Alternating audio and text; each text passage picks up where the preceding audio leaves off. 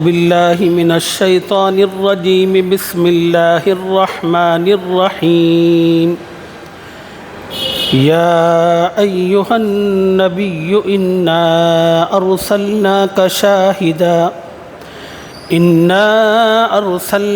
شاهدا ومبشرا ونذيرا وداعيا إلى الله بإذنه وسراجا منيرا وبشر المؤمنين بأن لهم من الله فضلا كبيرا.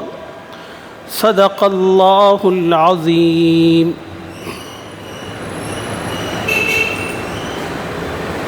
گزشتہ سبق میں آپ حضرات کی خدمت میں قرآن پاک کی جن آیتوں کا خلاصہ عرض کیا گیا تھا، ان آیتوں میں اللہ تعالیٰ نے ایمان والوں کو اس بات کی ہدایت کی تھی کہ اے ایمان والو، کثرت سے اللہ کا ذکر کرو، اس لیے کہ اللہ کا ذکر دل کی بے چینیوں کو ختم کرتا ہے، انسان کو سکون اور اطمینان فراہم کرتا ہے۔ اللہ تعالیٰ کا یہ حکم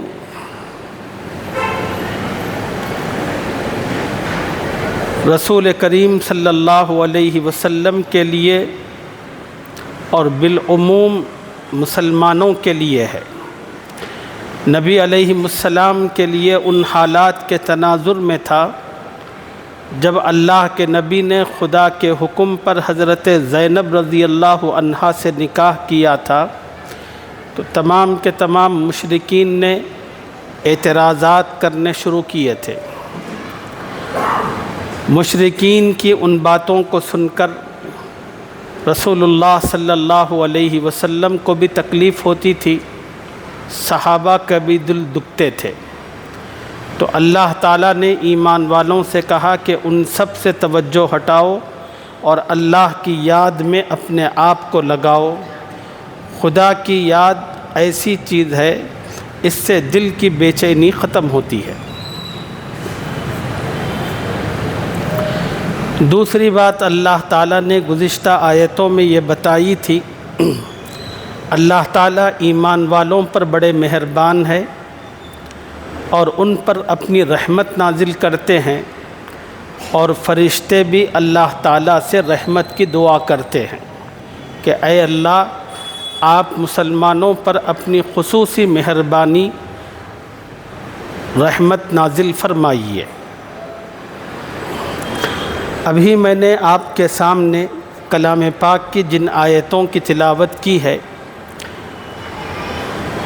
ان آیتوں میں اللہ تعالیٰ نے ایک طرف حضور صلی اللہ علیہ وسلم کی فضیلت بیان فرمائی ہے، تو دوسری طرف اللہ تعالیٰ نے آپ صلی اللہ علیہ وسلم کے کچھ خصوصی اوصاف کا ذکر فرمایا ہے۔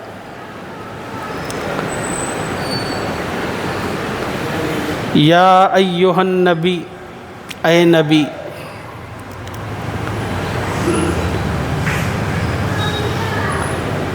قرآن مجید میں اللہ تعالیٰ نے بہت سے اپنے نبیوں کا ذکر کیا ہے۔ ان نبیوں کو ذکر کرتے ہوئے اللہ نے براہ راست ان نبیوں کا نام لیا ہے۔ مثلاً یا ابراہیم، یا موسیٰ، یا عیسیٰ، یا نوح، اللہ نے ہر نبی کو ان کے اپنے نام سے بلایا ہے۔ لیکن قرآن مجید میں اللہ تعالیٰ نے حضور اکرم صلی اللہ علیہ وسلم کو کہیں پر بھی آپ کے نام سے نہیں پکارا۔ نبی صلی اللہ علیہ وسلم کو جب بلانا ہوتا، متوجہ کرنا ہوتا، تو اللہ نے نبی اور رسول کا لفظ استعمال کیا۔ یا ایھا الرسول بلغ ما انزل الیک من ربک،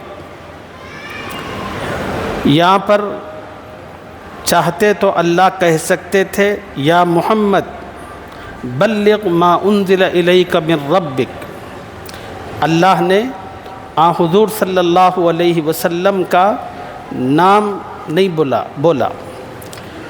جب بھی اللہ کو خطاب کرنا مقصود ہوتا، بلانا مقصود ہوتا، اپنی طرف متوجہ کرنا مقصود ہوتا، تو اللہ نے دو الفاظ استعمال فرمائے، ایک ہے نبی اور دوسرے ہے رسول۔ یا پھر نبی علیہ السلام کے جو صفاتی نام ہیں، خدا نے ان صفاتی نام کو استعمال کیا، جیسے ایک جگہ اللہ نے کہا یا ایھا المزمل، ایک اور جگہ کہا یا ایھا المدثر۔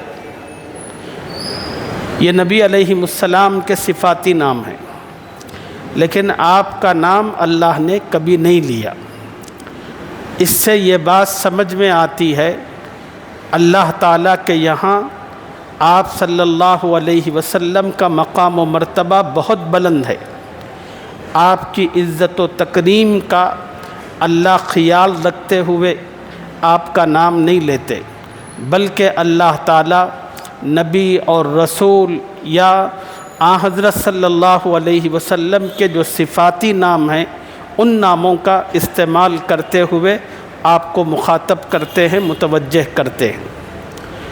اللہ تعالیٰ کے اس انداز سے ہر ایمان والے کو یہ بات سمجھنا ضروری ہے کہ خدا نے اپنے کرم سے ہمیں جس نبی کی امت میں ہونے کا شرف عطا فرمایا، وہ نبی کتنے محترم کہ خدا ان کی اتنی عزت و تکریم کرتا ہے، تو ہمیں بھی اپنے نبی کی عزت و تکریم کا بڑا خاص خیال رکھنا ہے۔ کوئی ایسا لفظ اپنی زبان سے اور کوئی ایسا عمل اپنے جسم سے صادر نہیں ہونا چاہیے جس کے نتیجے میں نبی کی عظمت و تکریم پر سوال پیدا ہوتا ہو۔ اس آیت میں بھی اللہ نے حضور اکرم صلی اللہ علیہ وسلم کو مخاطب کیا تو نبی سے مخاطب کیا، یا ایھا النبی، اے نبی۔ اب حضور اکرم صلی اللہ علیہ وسلم کی خاص صفات کا ذکر ہے۔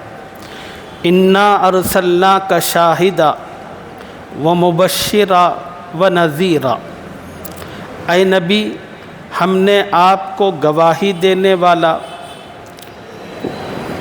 ومبشرا اور خوشخبری دینے والا، ونذیرا اور ڈرانے والا بنا کر بھیجا ہے۔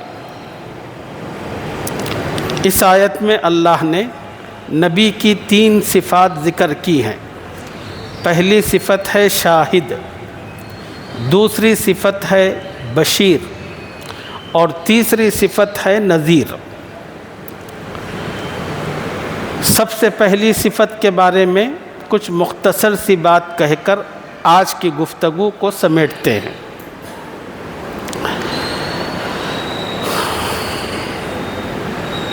پہلی صفت ہے شاہد۔ شاہد کا معنی کیا ہے؟ علماء نے شاہد کے 2 معنی بیان فرمائے ہیں۔ شاہد کا ایک معنی ہے گواہ، شاہد کا دوسرا معنی ہے گواہی دینا۔ ایک معنی ہے گواہ اور دوسرا معنی ہے گواہی دینا۔ کہ اللہ تعالیٰ نے اس آیت میں فرمایا کہ اے نبی ہم نے آپ کو شاہد بنایا، یعنی آپ گواہی دینے والے۔ اس معنی کی مناسبت سے ایک حدیث پاک میں موجود ہے۔ وہ حدیث یہ ہے کہ حضور اکرم صلی اللہ علیہ وسلم ایک مرتبہ صحابہ کے ساتھ ایک مقام پر تھے، اچانک ایک جنازہ آیا۔ صحابہ نے اس جنازے کی بڑی تعریف کی، بڑا اچھا آدمی تھا، بڑا نیک آدمی تھا، بڑی خوبیوں والا تھا۔ حضور اکرم صلی اللہ علیہ وسلم نے صحابہ کی ان باتوں کو سنا اور سن کر کہا وجبت،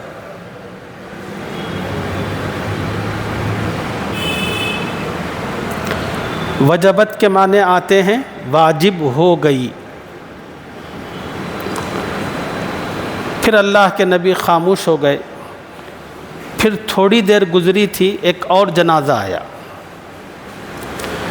اب اس جنازے کو دیکھا صحابہ نے تو آپس میں کہنے لگے یہ آدمی ٹھیک نہیں تھا، اس کے اخلاق اور کردار صحیح نہیں تھے۔ حضور اکرم صلی اللہ علیہ وسلم نے صحابہ کی ان باتوں کو سنا، کہا وجبت، واجب ہو گئی، خاموش۔ اب صحابہ نے حضور صلی اللہ علیہ وسلم کی خدمت میں بڑے ادب سے عرض کیا ماذا وجبت یا رسول اللہ، اے اللہ کے رسول کیا چیز واجب ہو گئی؟ آپ نے دونوں جنازوں کے بارے میں کہا وجبت وجبت، کیا چیز واجب ہو گئی؟ تو حضور صلی اللہ علیہ وسلم نے فرمایا پہلے جنازے کے بارے میں اللہ نے جنت واجب کر دی، پہلے جنازے پر اللہ نے جنت واجب کر دی، اور دوسرے جنازے پر اللہ نے جہنم واجب کر دی۔ صحابہ کو بڑی حیرت ہوئی، انہوں نے کہا کہ یا رسول اللہ یہ کیسے؟ تو حضور صلی اللہ علیہ وسلم نے فرمایا انتم شہداء اللہ علی الارض، تم لوگ اس زمین پر اللہ کے گواہ ہو، تم لوگ اس زمین پر اللہ کے گواہ ہو، تمہاری گواہی پر اللہ کی طرف سے فیصلے ہوتے ہیں کہ تم نے پہلے جنازے کے بارے میں اپنی جو رائے دی اور کامنٹس پاس کیے، اس کے نتیجے میں اللہ نے اس کے مطابق اس کے لیے وہ اچھا آدمی تھا تو جنت کا فیصلہ کر دیا۔ دوسرا جو جنازہ تھا اس کے اخلاق و کردار اور معاملات کو سامنے رکھ کر تم نے رائے دی تو اللہ نے اس کے مطابق اس کے لیے اس کی بدعمالیوں کے سبب جہنم کا فیصلہ فرما دیا۔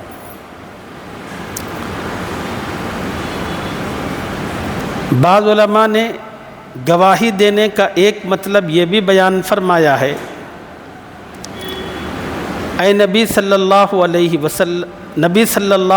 وسلم قیامت کے دن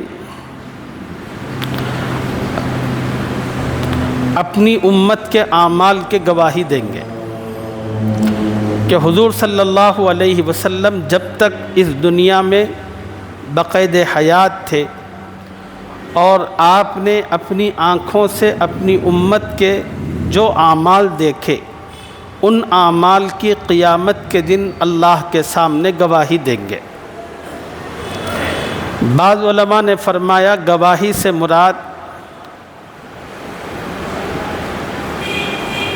تبلیغ دین حق کی گواہی ہوگی، تبلیغ دین حق کی گواہی ہوگی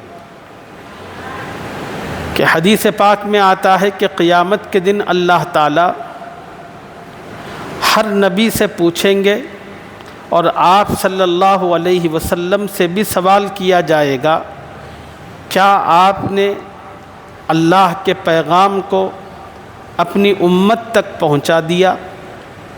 حضور صلی اللہ علیہ وسلم اللہ کے سامنے کہیں گے کہ ہاں اللہ، میں نے آپ کا پیغام آپ کے بندوں تک اپنی امت تک پہنچا دیا۔ حضور اکرم صلی اللہ علیہ وسلم نے اپنی زندگی میں حجۃ الوداع کے موقع پر عرفہ کے دن 1.25 لاکھ صحابہ کا مجمع سامنے تھا، بہت ساری دین کی باتیں فرمائی اور پھر اخیر میں اللہ کے نبی نے سب سے پوچھا یہ بتاؤ کہ اللہ نے مجھے نبوت و رسالت کا منصب عطا کیا تھا، اللہ تعالیٰ قیامت کے دن تم سے سوال کریں گے کیا میرے نبی محمد صلی اللہ علیہ وسلم نے تم تک میرا پیغام پہنچا دیا تھا؟ تو تم کیا جواب دو گے؟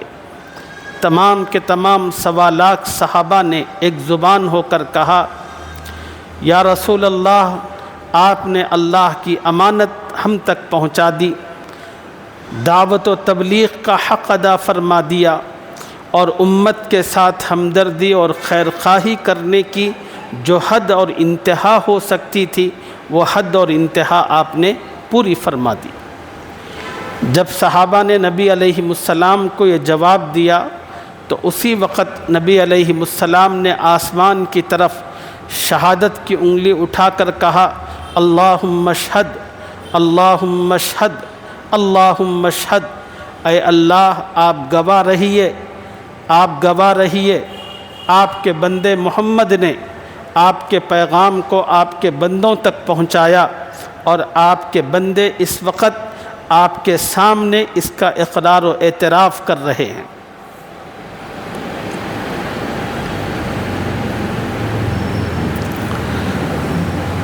شاہد کا ایک معنی گواہ کے بھی ہے۔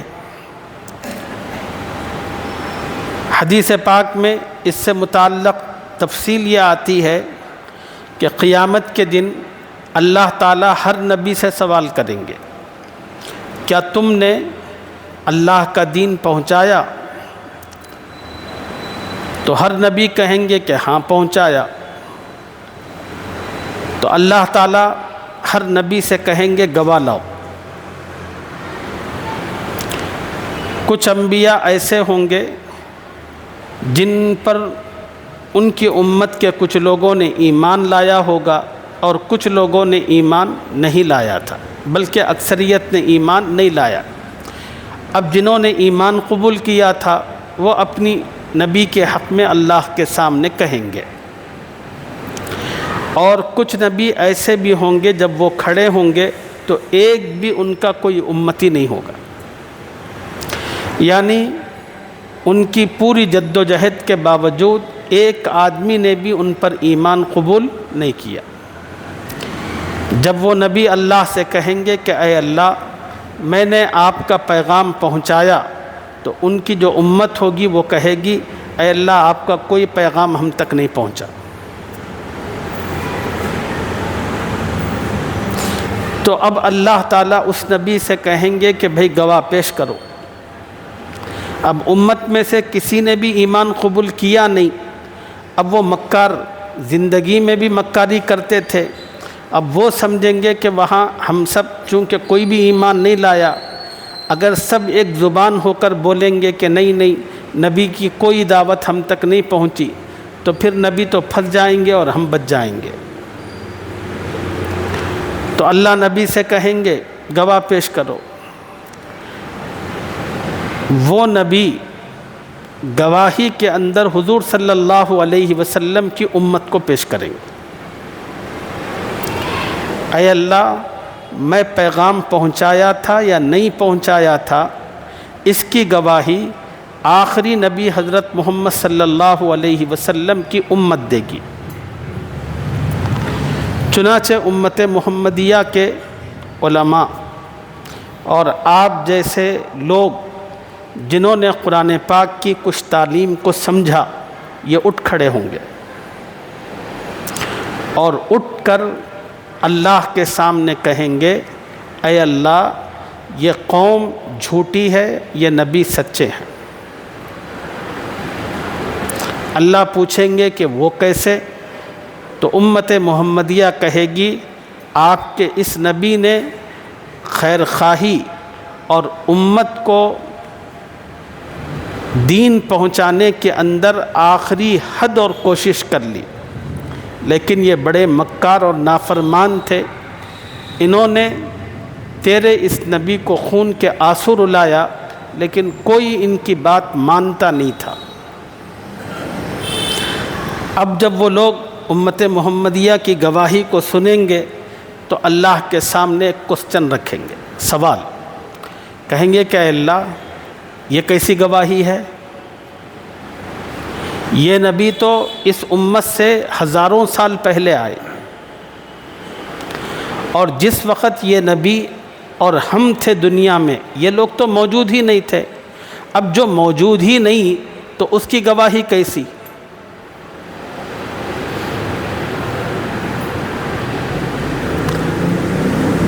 تو اللہ تعالیٰ ان لوگوں کا یہ سوال پھر امت محمدیہ کو دیں گے، بھائی بات تو برابر ہے، تم تو تھے ہی نہیں، پھر کیسے گواہی دے رہے ہو؟ تو امت محمدیہ گواہی دے گی، کہے گی اللہ سے کہ اے اللہ، آپ نے اپنے آخری رسول حضرت محمد صلی اللہ علیہ وسلم کو مبعوث فرمایا اور ان پر اپنا کلام قرآن مجید کی شکل میں نازل فرمایا۔ اے اللہ، اس کلام میں یہ بات صراحت کے ساتھ موجود ہے کہ آپ نے اس دنیا میں انسانوں کی ہدایت کے لیے جتنے پیغمبر اور رسول بھیجے، تمام کے تمام پیغمبر اور رسولوں نے آپ کے دین کا حق ادا کیا اور آپ کا پیغام پوری درد مندی کے ساتھ، امانت کے ساتھ امتوں تک پہنچایا۔ یہ بات امت محمدیہ اللہ کے سامنے کہے گی۔ جب امت محمدیہ یہ بات اللہ کے سامنے پیش کرے گی تو حضور صلی اللہ علیہ وسلم کہیں گے ہاں اللہ، یہ بات سچ ہے۔ کتنی بڑی خوش قسمتی ہے امت محمدیہ کی کہ اس کے افراد انبیاء کی موافقت میں گواہی دیں گے، اور یہ گواہی بڑی سعادت کی بات ہوگی، اور یہ سعادت ان لوگوں کو میسر آئے گی جنہوں نے علم حاصل کیا اور علم سے متعلق ذوق و شوق رکھا، قرآن پاک کے مضامین کو پڑھا، سمجھا اور اپنی زندگی میں اس پر عمل کرنے کی کوشش کی۔ اللہ ہر اس مسلمان کو یہ موقع عطا کریں گے۔ تو حضور صلی اللہ علیہ وسلم کی جو پہلی صفت تھی وہ ہے شاہد۔ یا ایھا النبی انا ارسلناک شاہد، اے پیغمبر ہم نے آپ کو گواہی دینے والا بنا کر بھیجا۔ اور اس آیت میں بھی اور اگلی آیتوں میں بھی نبی علیہ السلام کی اور 4 صفات کا ذکر ہے۔ انشاءاللہ اس کی تفصیل اگلے سبق میں آپ حضرات کی خدمت میں عرض کریں گے۔ اللہ مجھے اور آپ کو قرآن کا صحیح فہم اپنے کرم سے عطا فرمائے۔ ان خوش نصیب لوگوں میں اللہ مجھے بھی آپ کو بھی شامل فرمائے کہ جو جماعت امت مسلمہ سے کھڑی ہوگی انبیاء کی موافقت میں گواہی دینے کے لیے، اللہ اس مبارک جماعت کا حصہ بننے کی ہمیں توفیق عطا فرمائے۔ سبحان اللہ و بحمدہ، سبحانک اللہم و بحمدک، ونشہد